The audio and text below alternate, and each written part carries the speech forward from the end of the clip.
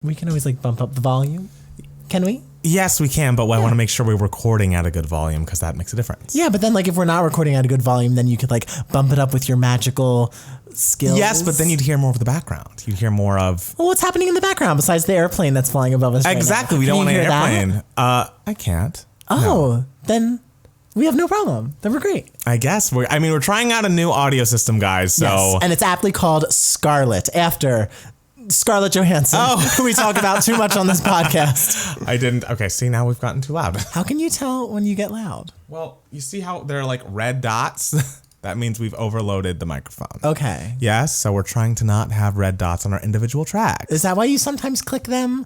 Like when I... Yes, I want to clear them out. Okay. You guys should really see Matt Palmer at work. Like, I mean, yes, I know what I'm doing. It's like, kind of, yes. It's like he records himself for a living. I do, and I went to school for this. So. Wow, God. When do you use what you went to school for in real life? In school, I rolled around on the floor in my sweatpants and made animal noises and weird sounds and did crazy things. So pretty much every day. Every day. That's great. I love that for you. If I fall on my face, how do I know that I'll get back up again? How do I know if my heart were to break? How do I know it's gonna mend? How do I know that I'll get back up again? Hi, everybody. Welcome back to Two Gay Matts. It's Matt Palmer. And it's Matt Steele. And what Matt Steele doesn't know is what you were just listening to was a new song that's just on Spotify by myself and the Hard Bros entitled Namaste. For some reason, I didn't name it. But that was our intro music just now. Oh, my God. I was like, what the fuck is he talking about? I was like, wait, we just heard what? I know, I kept looking anything. at you and I was like, you don't get what's happening? I don't get what's... Okay, so you replaced the regular Two Gay Matts theme song with your new song. I did, with yes. the Hard Bros new song that you are featured on. Yes. That you also wrote as well. I did. I mean, I wrote the lyrics and the melody, but they wrote the music, so. I mean, hey, talented guys. They're from Italy? Yes, I believe that's right. It's a great song. It's a jam. I have it on my shuffle already. Oh, well, thank you. If you haven't heard it already, listen to Namaste by Hard Bros featuring Matt Palmer. Yes. So outside of that being such a highlight of your week, how else was your week? My week was very good. Yeah? As you guys know, because I wasn't here on the podcast last week, I was away for a lot of it. I was I was at a wedding. My friend Beth got married and we're all very happy for her. Beth. We love Beth. And no, it was great. I had an audition in New York. That was really fun. I haven't auditioned in New York in a long time. Oh. And so it was nice to have that experience again in New York. Of course. It had been years. And yeah, I don't know. And then I got back into the swing of work and all that horrible stuff. But overall, the week was good. How was your week? What'd you do? Who'd you see? What'd you wear? I wore everything iconic from, ASOS, where I buy all of my clothing. I'm trying to think of what even happened this week. Oh, well, I mean, I am going to see Hustlers tonight, so it hasn't happened yet, but I'm going to do it because I want to see what all the hubbub's about. I know. I still haven't seen it myself, and I'm just like, I'm such a bad gay because literally, I feel like it's been out for months now, and it's been out for a week because everyone has just been talking about it, and I'm just like, you want to know what I heard at work? And I literally stopped dead in my tracks and turned and gave the evil glare to these guys. What? So I was at work and a couple of my coworkers were talking and gay, straight. Okay, I don't know. I just need to make sure. They were straights at work. And so one of the guys was talking and he was just like, yeah, everyone says it's good. And another straight guy was like, well, what's it about? And the other straight guy was like, well, it's about like these female strippers who also like perform like heists and like cons and whatever they do and everything. I know the premise sounds so stupid. Like, who would want to see a movie like that? But like, I hear it's good. And I was just like, that premise is actively incredible. Right. And like, how many is great. What are you talking about? And how many like old guy heist movies are there that I'm sure they saw and had no problem with? About like 5 trillion. All of the Oceans. I feel like anytime there's like a whole poster full of old people, it's like, oh, we used to be assassins and we got to get back together for one last ride. And it's like that. Cool. Great. Yeah, this is more interesting than that. I know. And it's not even like it's a female Oceans. It's like, it's its own thing. It's strippers. But they do what heists. We're just calling it heists. I mean, I feel like it's not a heist. I feel like it's more they're conning men out of money. To me, a con is a heist. It's not. Okay. I'm thinking about it more and I'm just like, oh no, a heist is something more extreme. It's like you're stealing something. Okay. And not just like... I'm sure they steal in the movie. We haven't seen it. We haven't so seen it yet, guys. We can't say. Guys, we can't even give you spoilers if we tried. But next week we'll be able to give you spoilers. I will say last night I was out with my friend Chris, who is a listener, so we love Chris. Hi, Chris. Hi, Chris. And he got mad at me on the last podcast with Matt Bridges because I said I didn't believe Jennifer Lopez had the catalog to do the halftime show. Okay. And then it was me and him. We were discussing this passionately. Okay. But we're with some friends who are, less pop music aficionados than myself and Chris. And we asked them, I said 6, but I was going to allow 5 Jennifer Lopez songs. They said Jenny from the Block. Okay. And I think they landed on the floor after like 2 minutes and could name no others. They couldn't name Waiting for Tonight? Someone said, is Waiting for Tonight J-Lo? And I was like, yes. And that was... I mean, honestly, I wouldn't be able to think of On the Floor. Really? I don't think I've ever listened to On the Floor. It was a big-ish hit around like 2012, I think. Is it good? Do you like it? It's good. I'm sure I've heard it, but I just can't place it right now. Name all of the J-Lo songs you can think of right now. Jenny from the Block. You can't do any better than that? If you say Waiting for Tonight, then I'm like, oh yeah, and Waiting for Tonight. What's the one that if you want to live your life, live it all the way and don't you waste it? Is that is that Let's Get Loud? I think it's so weird how people always cite Let's Get Loud. It's like this wasn't even really a single. The only reason I know it is because it was featured on the old MTV show I Want a Famous Face. and one of the people on it wanted to look like Jennifer Lopez. Wow. And so it showed a clip of her like lip syncing to it. Yeah. And I was just like, oh, okay, that song must be a Jennifer Lopez. And I watched, that was a great show, by the way. I Want a Famous Face. I wonder if it's on YouTube. Was it plastic surgery? Like it was a plastic surgery show. And these people not only wanted to get plastic surgery, but wanted to look like somebody famous. Like there was an Elvis one, there was a Pamela Anderson one, there was a Britney Spears one. There was a woman who wanted to look, a transgender woman who wanted to look like Jennifer Lopez. And there was a section where she was lip syncing, and I was like, yeah, girl, you better get it. Yes. I don't know the song, but you better get it. Well, I just am saying between our other friends last night and you, I think we're pointing to the problem with the J-Lo halftime show. I will not bang on about this unless she does actually get it, and then I will say it one more time. Okay, well, I don't care much about the Super Bowl halftime show, but the fact that she is in consideration for Best Supporting Actress at the Oscars, and if there's one thing I love, it is Oscar buzz, and if there's one thing I love even more, it is Oscar buzz for a Best Supporting Actress. Is there another actress you were rooting for up until this point, until J-Lo started getting this kind of buzz? It's not like, oh, I'm rooting for J-Lo, because I like J-Lo as an actress. I think she's a good actress and everything. But Wedding Planner, iconic film. I've never seen Wedding Planner. Really? No. It's great. Well, I've seen Selena and you haven't. So all right. I'm the better J-Lo as an actress fan. Don't use my podcast, I Did Matt Bridges, against me. Thank you. Don't be like, oh my God, I can't believe it when you haven't seen Selena. The Wedding Planner is excellent. Okay, Selena's also excellent. I'm sure it is. But the Wedding Planner, guys. Well, anyway, but if Jennifer Lopez is really great, then I fully support a nomination. If she's great. Who are you rooting for now? But I mean, the front runner right now, and this is kind of hard to say because the movie hasn't even come out yet, is Annette Bening for a movie called The Report or The Papers. I forget. Something. One of the two. She plays Senator Dianne Feinstein, and of course Annette Bening. If she has Oscar buzz, I'm rooting for Annette Bening. Because she's never won. She's never won. And she's one of the great women who's like never won. It's like Annette Bening and Laura Dern has a little bit of buzz for Little Women right now. Right. But right now the race for supporting actress is like pretty open. Okay. So it's like J-Lo. I can't believe Laura she didn't Dern, win for Annette Bening. American Beauty. Annette Bening? Yeah. Well, she lost to Hilary Swank for Boys Don't Cry.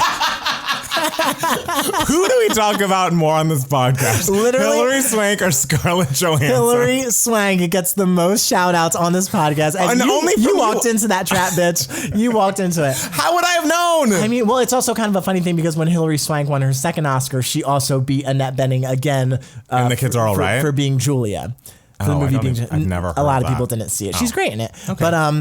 But so yeah, Annette Bening, I believe, would have won the Oscar for American Beauty had she gone supporting, which I feel like she could have. I feel like it would not have been category fraud but instead she went lead for American Beauty. And what are you going to do? It was 20 years ago. Why cry over milk that spilt 20 years ago? That's a good point. You know? That's a very good point. So, I guess we should jump right in. There's a lot of news stories, and I'm kind of bouncing back and forth from like things that are like not dark, but like, big and emotional, and things that are light and happy. Great. So I love that. we're going to start.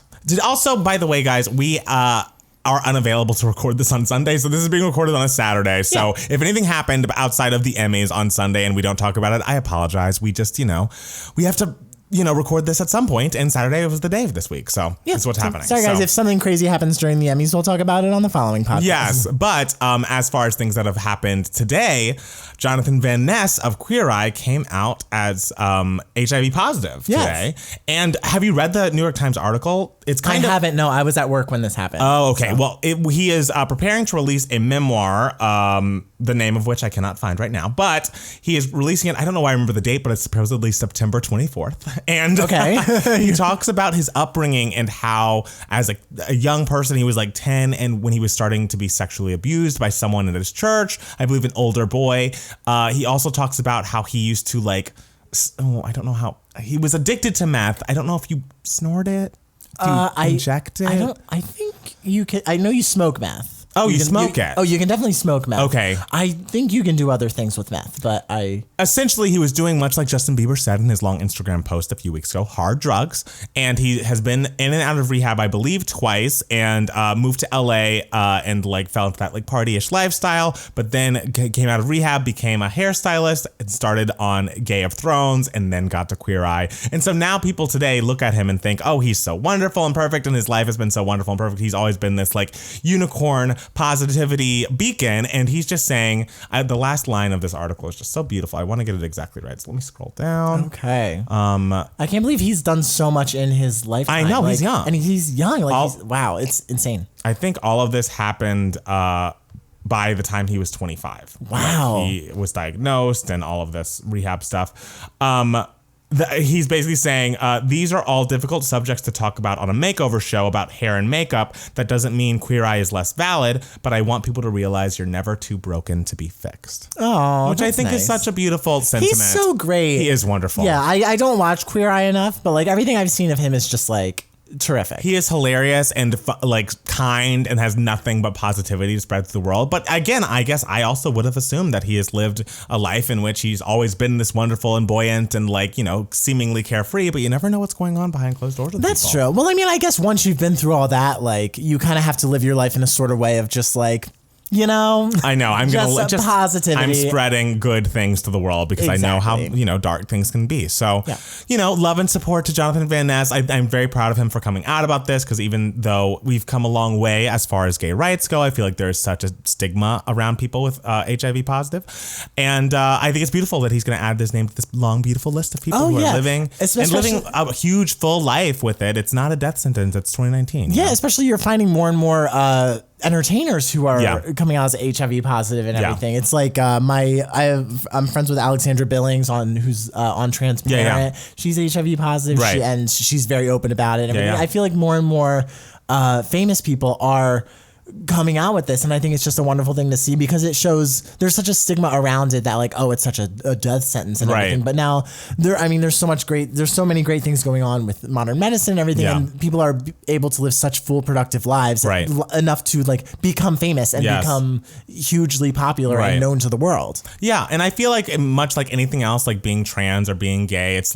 the only way to normalize things is to be public about it. So I'm sure there are some people out there that are why did he feel like he needed to disclose his status to the world? But it makes people who are HIV positive and not on Queer Eye feel less alone and feel oh, he's doing everything real great and living such a big, huge life, and I can be like that. It's beautiful. I don't know. Yeah, it's so interesting whenever anyone says, "Oh, why does this person feel the need to say it?" Because it's you don't get it. Yeah, it's clearly you don't know what it feels like to be hiding something and to see someone in the public eye say oh, I am going through what you're going through. It's just oh, that makes me feel a little better. I can get through this. Yeah, it's just an amazing thing to see. Yes. So good for him. Kudos to him. Kudos to JVN. We love. I will probably get that book actually. And I'm not a bookhead, but hey, we'll have the book. We'll have it on our coffee table. Yes. In the living room and everything. I know. He'd be the first man there. I know. Oh, well, I think he's gender nonconforming. Okay. Well, great. Well, that works for us. You have Andy Cohen's book.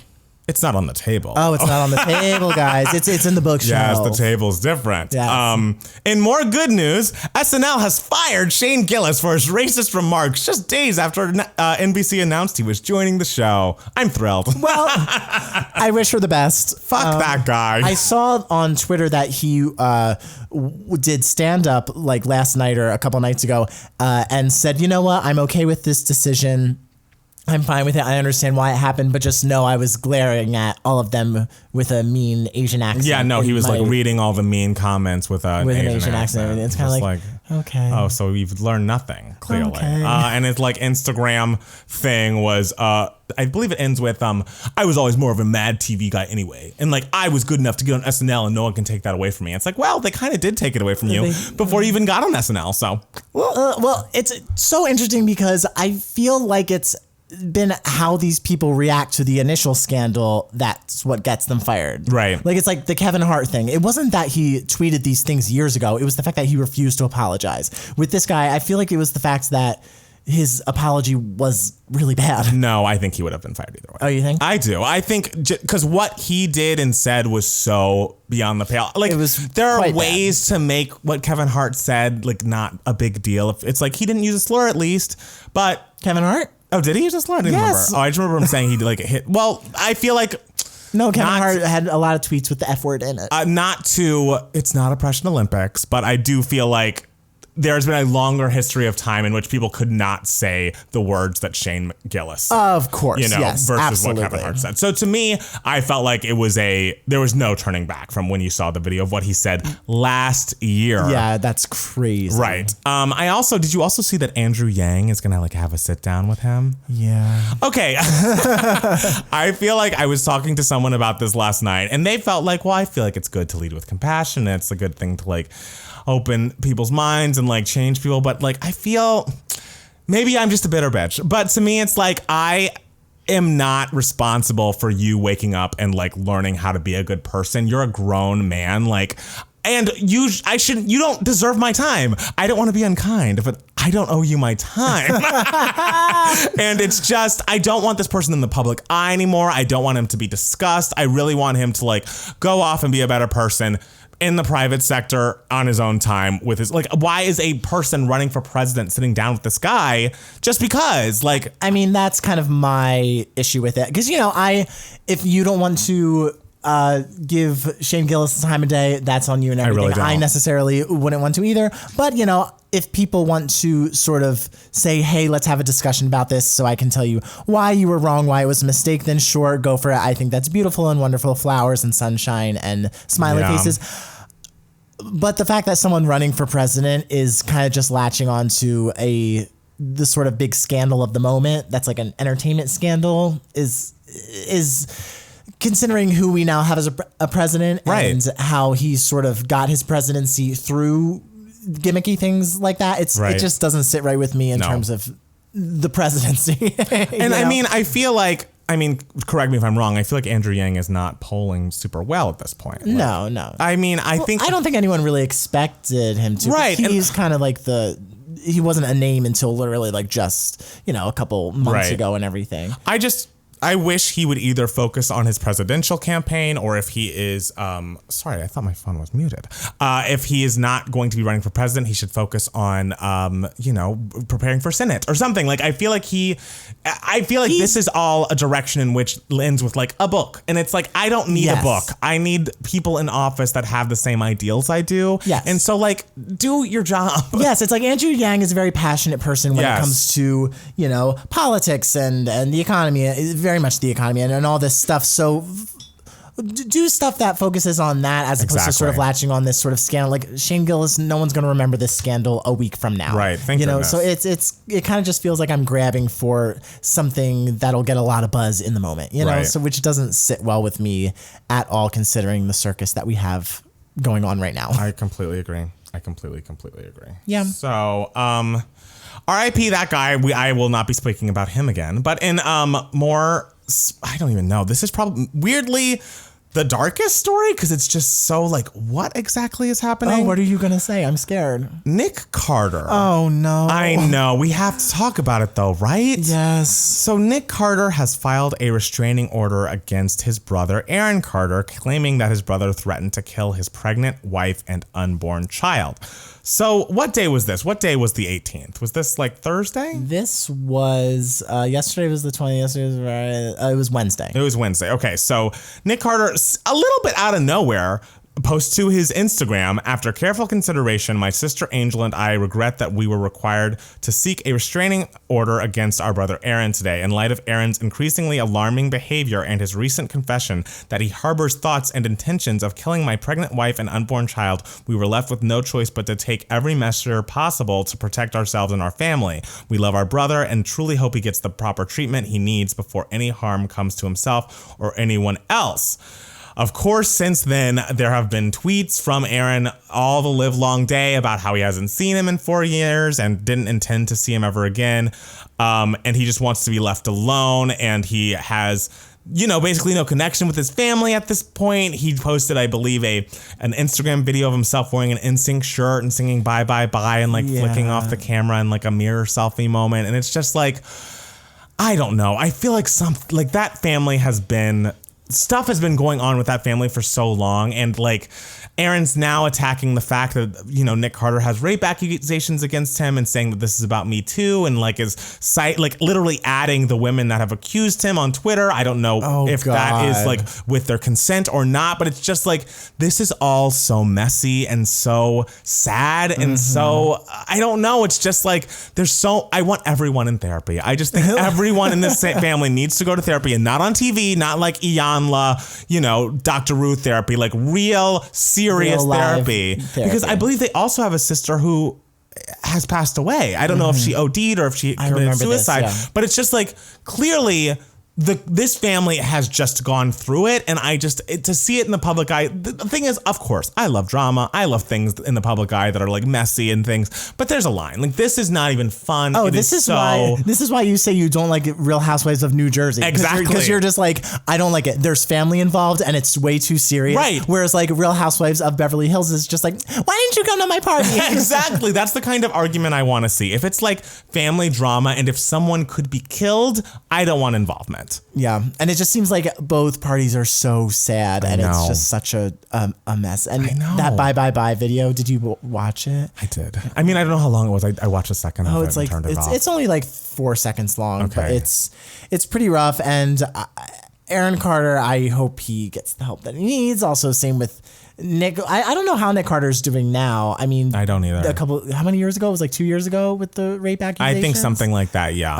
I just wish everyone the best. I do. I want this all to be handled privately. I want them to deal with this in their own time, but like in their own space as well. Please don't air your dirty laundry publicly because it's just uncomfortable. And if Nick Carter has done those things he's accused of, then like, fuck him and I hate him. But like, I don't know. And Aaron says that he is sober. I hope that is true. But I mean, if I were a betting man, I don't know what I'd say. Yeah. You know what I mean?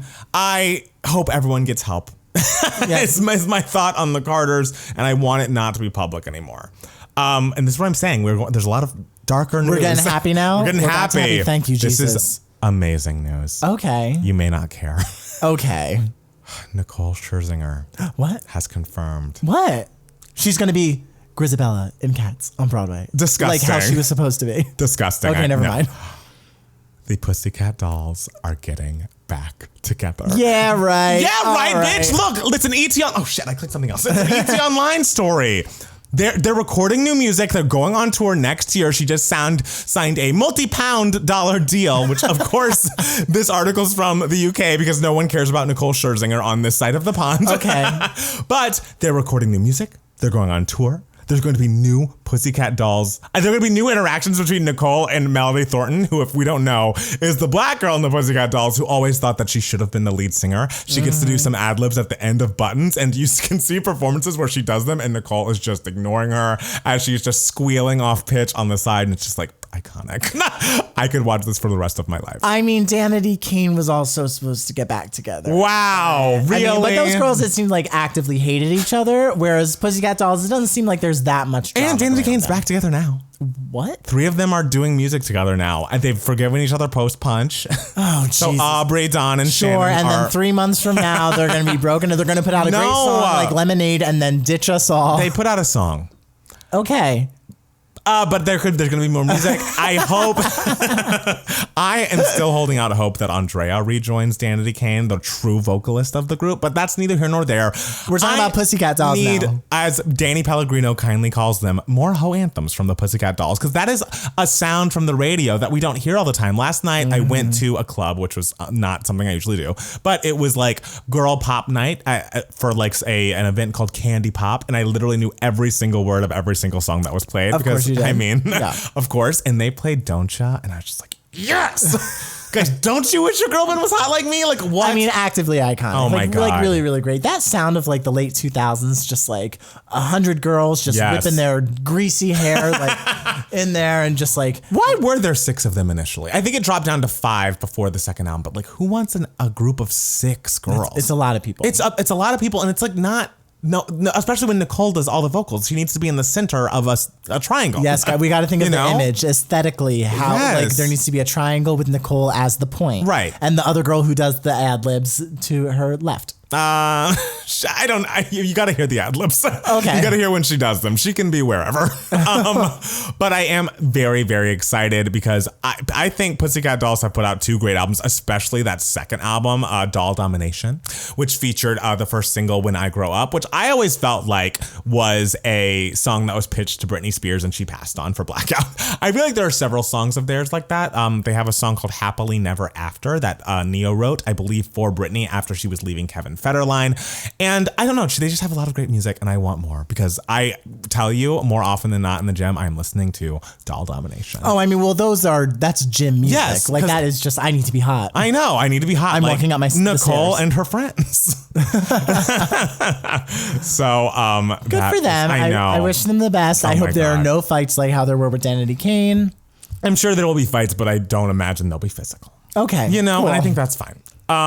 In more pop girl news, the queen of the world, Mariah Carey, has released a new single today. Or not today, in the past week. Yeah. It was a song entitled In the Mix. It is going to be the theme song for Mixed-ish, starring Zach from Saved by the Bell. I forget his name. Mark Paul Gosselaar. And, oh gosh, what is her name?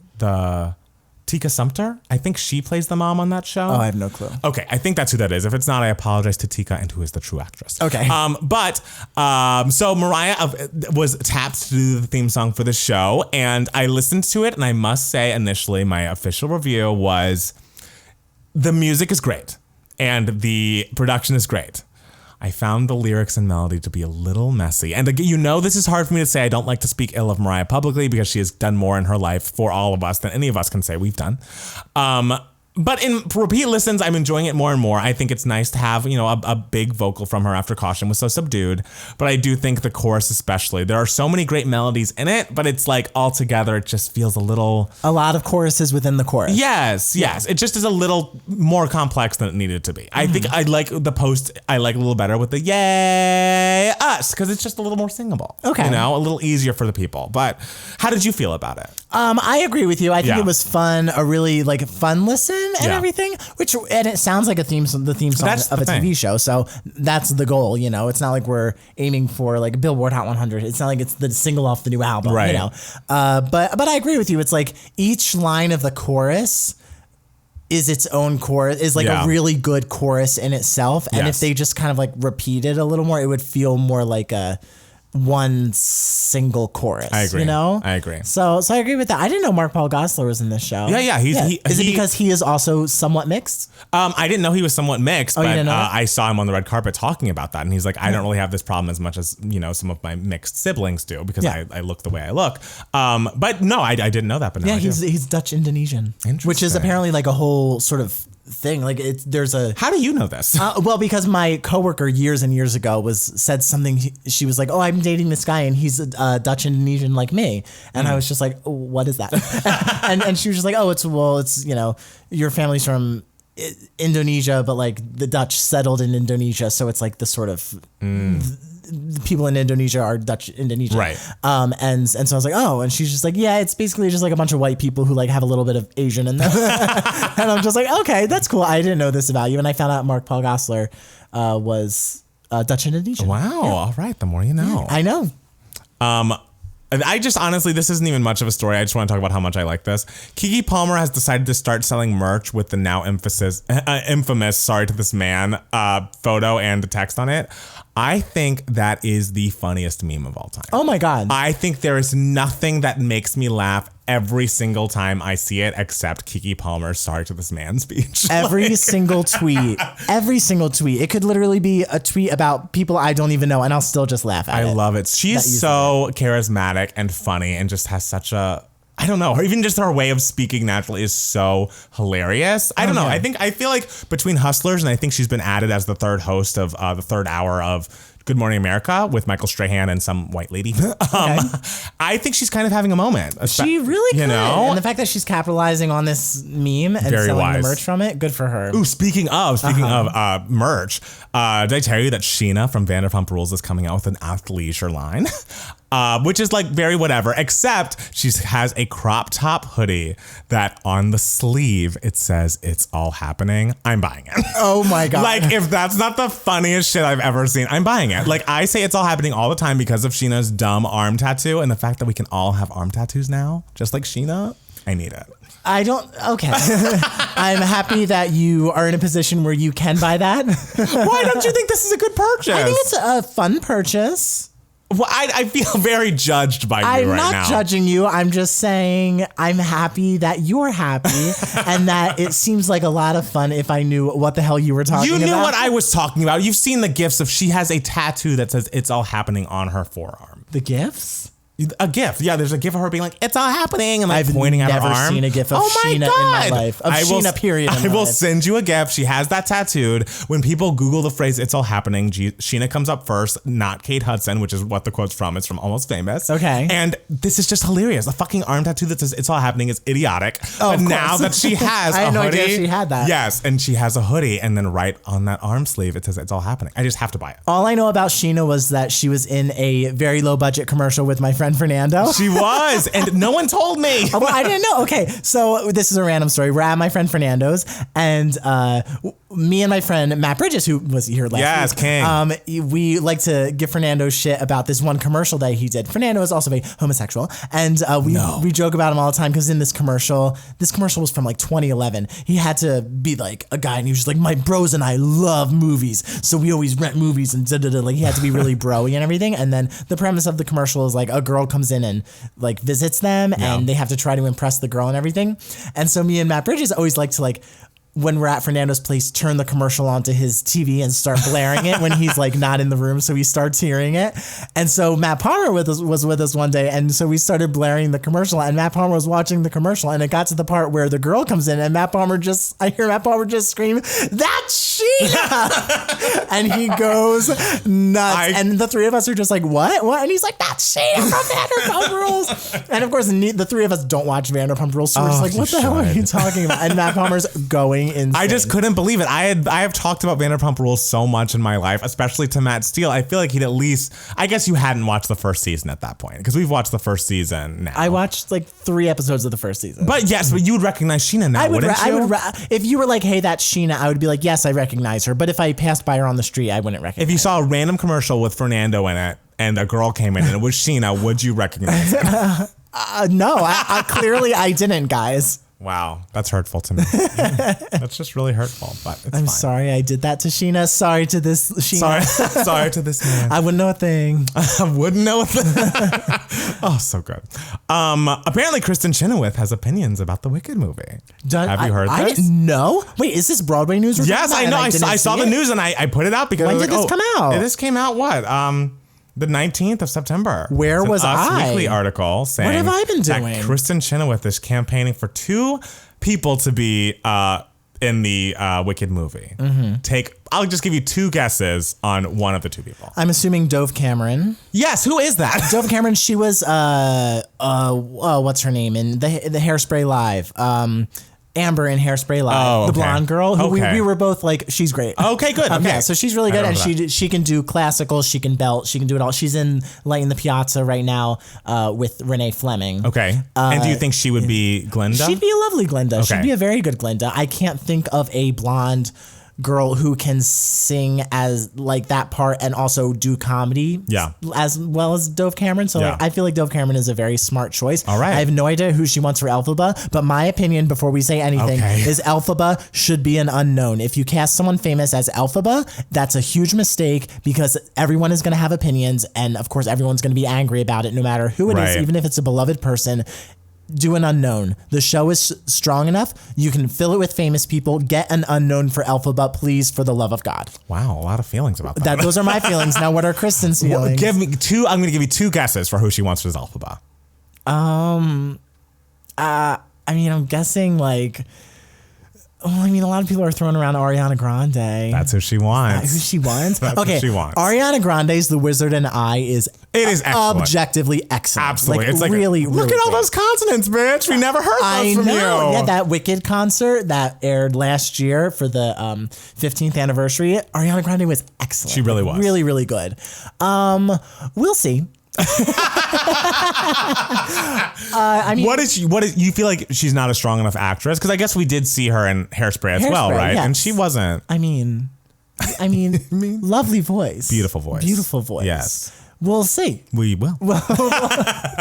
We will see. We will. I feel like I mean, of course, my opinion is to get an unknown. Can you think of a famous person that you'd rather have the role than Ariana Grande? No, I can't. That's also the thing is I can't think of a person famous enough who can carry that role. Like that is a hard. And honestly, I think the role of Glinda is a better role than Elphaba in terms of writing. Yeah. Not that Elphaba's a bad role. Obviously, it's a great role, but like Glinda, I feel like there's so much to her and so much dimension to her. But I'm not dumb. I'm not an idiot. I know that the role of Elphaba is so massive and so important that like that's a lot of weight to carry. And if you don't have someone who can really do it all while still being interesting and unique and have that Idina Menzel quality of just like, oh, what a crazy weird person, but like she works and it's so thrilling. Yeah, it has to be an unknown, guys. Okay. That's the smart thing to do. Get an unknown who can do it. Have it be a star turn. I guess we'll see when it's announced, if they go a J-HUD route. But Ariana Grande's performance of The Wizard and I is really great. Absolutely. Unbelievable. Speaking of more Broadway-esque things, I guess this was an off-Broadway show. Supposedly, Lady Gaga has been offered a role in the Little Shop of Horrors reboot. Is that true? I don't know. But I heard those rumors, and honestly, guys, I think Ellen Green's performance in Little Shop of Horrors is the greatest performance of all time. Period. Point blank. Wow. The best character portrayal that's ever existed, that will ever exist. Okay. However, this casting's great. I would prefer not to have another Little Shop of Horrors movie because the movie's excellent, isn't it? The movie's great, and Ellen Green is just so brilliant in it, and so it's hard to see someone else in the role. Yeah. But if I had to imagine someone else, Lady Gaga's a very good choice. I mean, come on. Yeah, she's a really good choice. Yeah. She'd be great, and I'm sure she wants to keep acting. Obviously, could sing her face off on anything. I bet she'd be great. I mean, I would kill to also see Lady Gaga play Ava Perón in Evita, but we will never see. No. We will never see a non-Latina person play Ava Perón in a massive production. You also won't see Lady Gaga do anything that Madonna has done exactly. That is true. That is point number 2. Because they may hug each other at award shows now, but they're still, I loved that picture. That was a very beautiful I was picture. so excited. It was a great time. Yeah. That's what I'm saying. Between Katie Taylor, Gaga, Madonna, me, and Jer Bear. You can mend fences. There can be peace. For anyone who doesn't know what we're talking about our most recent video was rude YouTube comments, and we're talking about how one of our listeners, Jer Bear, hi Jer Bear, who we thought he had a vendetta against Matt Palmer. I mean, because he's always defending me because I'm sweet and innocent and wonderful, and he's helping me stand up against bullies like Matt Palmer. My God. Anyways, and so we figured Jer Bear hated Matt Palmer, but Jer Bear reached out and he said, "I love you, Matt Palmer. I'm only harder than you because I can be a bitchy queen too." And it's like, you know what? I'm okay with that. That's so great. Now we're best buds. Team Jer Bear. Last thing I want to talk about, just because how could I not? It's iconic, and it's Miss Jackson. This week, Janet Jackson's Rhythm Nation 1814 turned 30 years old. Wow. Which is crazy. It has sold 12 million copies and famously spawned a whopping 7 top 5 hits. But the legacy of Rhythm Nation is deeper and darker than its commercial success. The catalyst for Jackson's magnum opus, which, I mean, that or Velvet Rope. I do feel like Janet's going to be the first person we do 2 iconic albums about because the Velvet Rope and Rhythm Nation to me are just so neck and neck. But was a moment in U.S. history that would come to herald a harsh, ugly facet of contemporary American life. I remember when we were working on Rhythm Nation with Janet, Jimmy Jam said, who was one of the producers, and we had this concept for a song. We were watching CNN and there had been a school shooting and all these kids had been killed, and we just thought we got to talk about that on a record. So now something that happens literally every other day really prompted one of the greatest albums of all time. But so it can be a little dark and sad. But the more important thing is the album is incredible. It is political. It is pop music. And to make pop music that is political and says something and still be danceable and fun and cool and well done is not easy. Oh, yeah. And Janet did everything so flawlessly on that album. So we all just need to give it up for our queens while they're still here. And I do feel like in the last 3 or 4 years, people are really waking up to what a fucking icon Janet Jackson is. Because there was a stretch there around 2020 or 20YO and Discipline when people were saying things to me like, oh, she was only ever popular because of Michael anyways. And that's insane. Don't you dare. Have you seen Miss Jackson? And also, they have a lot of siblings. A lot of them put out albums. They're not Janet Jackson. So we should all thank Janet for being alive, for giving us Rhythm Nation, and because living with it for 30 years has been wonderful. Even before I knew it was out there, it was inspiring. I wouldn't know what it's like to live with something for 30 years because I haven't reached that point. Oh my! Yet. But congratulations. Guess we're Janet. Lying today. Oh my God, that's so rude. Oh, rude and true. Why are you such a liar? I'm honest. I'm honest Abe. Oh God.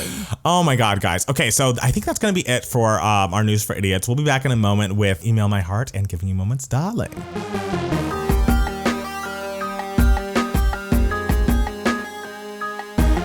Guys, you just missed it. Matt Palmer was just singing Email My Heart as if it was Toni Braxton singing Email My Heart. And email my heart and say my love will never die. The song has never been better. Thank you. I mean, Britney Spears was kind of trying to do a Toni Braxton impression. I was going to say, it's not a little world bit away. on the album, sometimes in Soda Pop. Oof. I don't speak about Soda Pop. I cannot talk about that song. Well, anyway. That's also the only impression I can kind of do is Toni Braxton singing. Really? Yes, that one. You can do Mariah. I mean, I can speak in her cadence, but I can't do Mariah. You know what I mean? You sound just like her, oh my God, baby. Thank you so much. You do. Okay, don't call me baby. Baby. I don't think we're there. Baby, you can do it. Well, guys, in case you couldn't tell, this is Email My Heart, the section where we take a couple of your emails that you guys sent us and we read them out loud and answer any questions you may have. And we got a lot of emails. I love it. This time. How can they be a part of Email My Heart? I forgot to say you can be a part of Email My Heart. If you email 2gaymats@gmail.com, 2 spelled TWO. So the first question I think we're going to do is from Taylor. Taylor says, hey guys, big fan here. Favorite reaction channel. Thanks, Taylor. Thank you so much. My question for you is if you could create a super girl group out of female singers who are underrated / not very commercially successful, who would you pick? I always thought this would be a great way for pop girls who are flopping to join forces, fan bases to be bigger. My picks would be BB Rexa, Tinashe, Rita Ora, Charlie XCX, and Carly Rae Jepsen. What about y'all? Thanks, Taylor. Go ahead.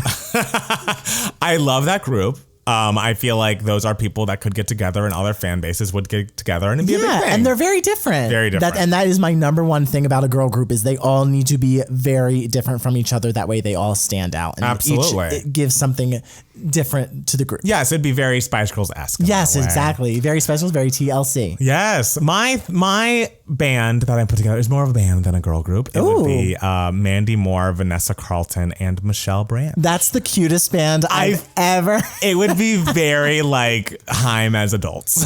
And I feel like there are some instrumentalists in the group and just a lot of folksy, emotional pop music that's guitar and piano based. And it would be beautiful. It would really be lovely. Think Think of the harmonies, guys. Yes, think of the Vanessa Carlton's writing. I know. That's really fantastic. Right? And I mean, love that. They would need to do a cover version of Gardenia altogether. My favorite Mandy Moore song. It's so excellent. If you don't know it, listen to it. It's on Spotify. Maybe like an a cappella Gardenia in harmony, the three of them. God, guys, how do we... See, I shouldn't like to dream this big because it's like, how do I make this happen I now? know, You know? We need it. By the way, do you like Mandy Moore's new song? I'm going to talk about it in a second. Okay, never mind. Okay, so my girl group of girls is, I feel like this is sort of a cheap, easy thing to say, but remember back in the day of American Idol when American Idol was really, really, really relevant? Yes. And it was season 3 and the 3 divas, Fantasia, LaToya, and Jennifer Hudson. Oh. Let's make it a girl group. Why not? Can Fantasia and Jennifer Hudson be in a girl group? That's going to be a very loud group. Yeah, but they're very loud for different reasons. Yeah. That's the thing. And they're all so different. They complemented each other so well. Should have been a girl group back in the day. I mean, it's kind of rough because I would have loved to hear them succeed as solo artists. Course. But, you know, I feel like let's have a little reunion, a little divas reunion, and let's make an album out of it. Just one. I also feel like you've just said that Fantasia's flopping. She's not flopping. She's putting out a new album called Sketchbook. Yes, but you were asked to talk about 3 people who are flopping, and she's not flopping. It's underrated. Oh, not given enough appreciation. Okay, the word flopping was in the email. That's just one. Taylor. Next question. Yeah, Matt's getting really hot and bothered. Yeah, so. I'm getting really. Actually, I am really hot. So can't wait until we can turn the fans back on. Wow. So we got a bunch of other emails from other people, but we didn't really know how to answer them. Like Claudio asked us if we heard of Slater. I have not, but your description of her sounds amazing. Yes, he described Slater as she has a very Britney essence, but more slutty, and she owns it. And it's like, iconic. Okay, I'm opening this link, a Spotify link that Claudio sent us, and I'm going to listen right away. Of course. So we might become Slater stans, guys.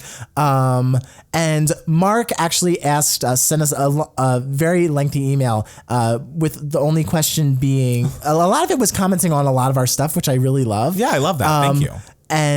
But the only real question for Email My Heart is what are our thoughts on In the Mix? And we already answered that. All right, and we told you. Thank you, Mark. So the next one is from Brian. And Brian, we actually know personally. Yes, we're IRL friends with him. He's actually in a 2K Mats episode. He is. Yeah. One that Matt Steele also was too busy to show up for. Or was I not there? You weren't there. Oh, I just talked shit and I was wrong. There. All right. Wow, Matt Palmer doesn't even remember. That was a long time ago. It was where I interviewed our 2 straight roommates, and Brian was one of them. Yes. So Brian says, thank you for making my Monday Trader Joe's run even better with your marvelous podcast. Thank you, Brian. I am really enjoying hearing about your weekly moments, though I am looking forward to Big Brother being over. Shut up, Brian. Iconic, same. Look, I know y'all are tired of hearing about me talk about Big Brother and you have no idea what I'm talking about, but the 2 people who listen to the podcast I was gonna who say, like Big Brother I care. think we have a review on iTunes. Me too. Was that's what it was. I forgot where we got that review, and it was on our actual Apple podcast. Yes. Review. I think so her name if you is want to Jamie. Yes. We love Jamie. And if you want us to love you, you'll go to our Apple podcast and give us a 5-star review right now as well. And a review. Yes. Yay. So Brian, I love this question. Anyway, I was listening to something on Spotify, and I wonder if the Mats care about this. I'll ask them. And it's Jason Robert Brown's recent 2018 solo album release, How We React and How We Recover. It's very personal, timely, and important in the Trump era. True. For that matter, are you familiar with Jason Robert Brown's other solo album in 2005, Wearing Someone Else's Clothes? It's also an amazing album. Basically asking us how we feel about Jason Robert Brown's solo albums. And I have never listened to a Jason Robert Brown solo album. I have not listened to a full album, but there is a song on Wearing Someone Else's Clothes that I think was one of the original songs from last 5 years that had to get taken out because it was too specific. Is that the one that's like My Ginger Girlfriend? Yes, because it was too specific about his wife. His ex-wife. His ex-wife was like, not this. Good for her. And so I did listen to that one, and it's great. I love that. Yeah, I always saw Jason Robert Brown's solo albums around, but I was always like, but this isn't a show. Why would I want to listen to this? I need to listen to it. I am like Brian insofar as I am a huge JRB stan. I feel like he was my introduction to musical theater in the first place. That's true. The first things I did, I remember in a drama camp, we did Hear My Song, and I got a good solo. Good for you. And we did, so I got very into songs for New World, and then of course I discovered the last 5 years from there, and then here we are now. All right, Broadway baby. So now all we have to do is listen to his 2 solo albums, and you have to listen to The Bridges of Madison County. Okay. I would love to hear Brian's thoughts on The Bridges of Madison County. Yes. Brian, next time we're together, we'll talk about it. I did like Parade, though. Brian says he's not able to be a patron, unfortunately. He did just buy a condo, so he's a new homeowner. Yeah, congratulations, Brian, guys.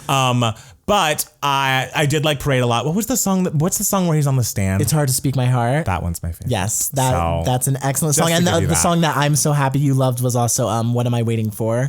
Which one? Go on, Lucille, bring him his coffee. Mama, he's coming around today. Mama, he's I like at that the one? door. Yes, you loved it. I don't know why it's not. God damn it. It's been a minute. So, Brian, we'll hash out Parade next time we see you. But Matt Palmer loved it, and I was very happy about Good. that. So, yeah, those are our emails for the week. Oh, gosh. Well, I think we're at the final segment of the show. I can't believe we're going to talk about what has been giving us moments this week, what have been giving us life, what things have kept us running and feeling good all week. So, Matt Steele, please, since you're back in the chair, what has been giving you moments this week, darling? Well, speaking of running, I ran all the way to Jersey again for the second time in 2 months. That does seem like a lot. Because my very, very, very good friend Beth got married on last Saturday. Uh-huh. And so I have my group of friends from high school. Some of them I've known since elementary school. Wow. And it's, a group of about 9 of us. And, we've stayed in touch. We've stayed very, very, very close. And what we do is all the friends have gotten married, and me and my very, very good friend Libby, who's she's like, I'm obsessed with Libby. Is such an icon, She's guys. so great. And what Libby and I always do, because we're the 2 single gals of our group of friends, whenever we go to someone else's wedding, we always split a hotel room. Great. And we realized Beth is the last one who's not me or Libby in our group of friends to get married. And so me and Libby were in the hotel room, and we were just like, this is the last hotel room we're going to share, because the next wedding will either be yours or mine. Wow. And it was kind of just like unless one of your friends gets divorced and remarried before then. Of course. Yes. But I like all their husbands, Good. so I hope that doesn't happen. But if it does, I hate them. I hate the husbands, that is, obviously. Of course. Of course. Like they can, That's just called friendship. Of course, guys. But so me and Libby sort of like had like a little moment, and, we were just like, and I was just like, Libby, honestly, like at my wedding, you can share my hotel room with me the night of. So it was giving me a sentimental moment of kind of just like, wow, we're all growing up, and we still remain so close. So it was just a really nice moment that I kind of had. That's beautiful. I know, isn't it though? Because not everybody has friendships that are, that long. I know. It's so sad to me that when people are like, oh, I'm not close with anyone who I grew up with, because I'm just like, but those are so many years of your life, right. So that always kind of makes me sad. I don't know. And I'm very, very close with still a lot, even not in that group of friends that I knew in elementary school and middle school and high school and everything. Right. And so, but just seeing everyone sort of grow up around you, and sort of everyone is done with this stage, and now we're going on to the next stage, because now they're all starting to like have their babies. I know. But me and Libby are staying young, staying young and single, bitches. I love it. That's the concept. I get it. No, my friend Jeff, who lives out here, who's the one friend I knew when I moved to LA. He went to junior high and high school with me, and he is actually now just he and his wife Jean, who we love. Hi, Jeff and Jean. Hi, Jeff and Jean. They are pregnant and having a baby, and so I go and see Vanderpump Rules and or any other Bravo trash reality show they love as well, and so I go over there every week with them, and I'm like, so am I going to see a baby every single week? Yeah. I have never been around a baby that often, and like you're gonna watch this baby like grow up. That's crazy. Every like once a week. You should take one picture a week, and then I'm just gonna be like one of those like. I'm like, baby, videos. please stop crying. Stassi's on. Like, shut your baby up. Stassi's about to give a really impassioned speech, and I need to see it. It's just crazy. Amazing. Life goes on, I guess. Okay, well, we know what Matt Palmer's giving you moments. I mean, I have too many ones. The first one is Mandy Moore. I love When I Wasn't Watching. Okay. It is, I think the music video is gorgeous. I think the song is gorgeous. This is her first single that she has released in 10 years. This is such a triumphant return to music, because if you don't know, she was married to an indie musician named Ryan Adams, and he basically was very emotionally abusive and stifling of her creative pursuits. And like, she always looks back on that time and she's like, that was a very potentially lucrative time. I didn't work at all in that marriage, because I was so put down and was told that I wasn't good enough and that my music wasn't good enough, and that, she was on set one day and he would call her every 5 minutes, essentially. Like, he was just the most codependent, but also like, just like a terrible guy to be with. And so the fact that she has gotten out of that horrible abusive relationship and not only has found success on This Is Us, and it's hugely popular, and she's nominated for an Emmy this week, and I hope by the time you hear this she will have won. But she's now back making music, which was her first love and the first way we were all introduced to her. And she is moving into Kelly Clarkson territory of like women that I don't know and will never meet, but will always be very proud of. And I just am so proud of Mandy Moore and so happy to see her. She's risen like a phoenix from the ashes after that horrible marriage that we didn't even realize was horrible until until other people came out and said, oh no, he was hitting on me when I was underage. Like, he definitely had a Me Too scandal. And then Mandy was like, I'm co-signing. I know this person and he is not a good guy. Not just I know this person, but I know this person more than anyone else knows him. And this tracks. Ooh, I know. So I'm having a moment right now because I just realized it's so amazing that Mandy Moore is how old now? Mid-30s? Mid-30s? I feel like she's like 40. I'll look it up. Look it up. She was very young when she started. But the fact that she is of a certain age and having a pop moment, and is able to sort of have a comeback, and of course, like she's not going to be like, oh, she's 35. Okay, I thought she was like 38 around there. But the fact that she's not going to have like a Lizzo moment, like she's not like the brand new thing, because she's already had her moment. Yeah. But the fact that we live in an age now where she can put something out and there is an audience for it. Totally. And people can share their excitement about it. And that can help it become a bigger thing than it would be 15, 20 years ago when she would never have a spot like on MTV, which was the only place you could watch like music videos and everything. Like, now there's YouTube and you can share things on Twitter and everything. So she can really have this moment. Yeah, I think there are definitely pros and cons about the fact that we all can get our content from so many different places. Like, it was kind of fun when we were all watching Friends at the same time in the finale. It was kind of fun when Britney Spears was a huge megastar and everyone knew her every move. But the fact that we're not in such a monoculture anymore means that there is more opportunity for people that aren't getting major label backing or like aren't going to be top priority to push out. You still can find their music. They still can put it out. It still can sound amazing. And, it can get buzzed about. So I think that's a beautiful thing. The other mini giving you moment is a surprise for me. Okay. I told you guys maybe last week, 2 weeks ago, Camila's first of 2 singles, Shameless, I listened to and saw the video for, and we recorded a reaction for, and we had to delete it because I cared so little about it. I listened to her second song that she put out. It was called Liar. And I was like, oh, this is kind of good. But like, I wasn't really taken by it. And I watched the video and it is so adorable and fun. And like, I think maybe there are a couple things I would change. Like, I think it breaks too much in the music and it's kind of annoying when songs do that, when music videos do that more than once. But it really was like comedic and splashy and felt like it really just reminded me of Heartbreaker, like the Mariah Carey video where an artist is, one of the biggest artists on the planet, but still is not taking themselves too seriously and is just wanting to have fun. And it made me love the song. I can't remember the last time that I was on a song and watched a video and it made it better. I actually was mentioning to Matt Steele, there was a video that came out today that made the song worse. What about Single Ladies? Single Ladies, the video. That is probably the last time. Yeah. And that was what, 2008? Yeah. Yeah. Wow. So 11 years. So I would advise you all to watch the Liar video. It's very cute. It's very funny. She plays multiple roles. Like, she's a kooky lady, Camila Cabello. But I think sometimes if she funnels it in the right direction, it's like, oh, I get this all feels specific to you and it works and it's someone who's not taking themselves so seriously. And then the song is great. I mean, it's an Ace of Base sample, so you can't really go wrong. Come on. And so, yeah, it gave me a moment that I really wasn't expecting because I saw Shameless and I had been so into Normani. Not that you have to pick one or the other, but I just wasn't expecting to be into Camila this era. And like, she got me. It's always like her second song. I know. Like, she doesn't push as much. That's better. I know. Like Real Friends. Yeah. Oh my God. I do think this song is going to be of the two, because these are both getting pushed to radio. I think this is going to be the hit. Okay. If I were a betting man. So, Oh my God. Well, welcome back to the podcast, Matt Steele. Oh, thank you guys. It's been so long. I know. I've missed it Everyone's so missed much. you. I've cried so hard, but Oh. I was at a wedding. I was having my moment. You had to have your moment. You had to have it. I was being given a moment. Yes. Well, thank you guys for joining us today, and I hope you had some moments with us. If you liked what you heard, make sure to follow us on Twitter and Instagram at Matt Palmer Music. And it's Matt Steele. Go to our YouTube channel at youtube.com/2gaymats for weekly videos and become a patron at patreon.com/2gaymats for as little as $1 a video. You get an extra bonus video from us every single week.